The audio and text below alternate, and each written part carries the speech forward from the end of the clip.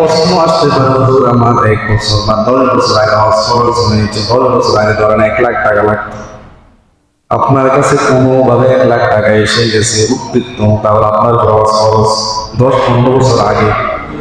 কিন্তু আপনি করেন নাই, তখন যে হজটা ফরজ হয়েছে আর এখন লাগে 8 থেকে 9 লাখ, এখন আপনার উপরে হজটা ফরজে আছে, বুঝেন না? কেন করতেই হবে, কারণ হজ যদি একবার যদি খরচ হয়ে যায় এটা আর হয় না। এখন 10 লাখ দিয়ে তখনকার যদি 1 লাখে করতেন, আর এখন করেন নাই, কিন্তু এখন 10 লাখ গুলো করতেই হবে, এটা খরচ হয়ে গেছে, এটা থাকবে, এটা রহিত হবে না। এই জন্য অনেকের উপরে আগে 10 বছর আগে 20 বছর আগে হজ খরচ হয়ে গেছে, আর সে এখন বলে আমার উপরে হজ খরচ, বলে কিনা আগে যে খরচ হয়েছে সেইটাতে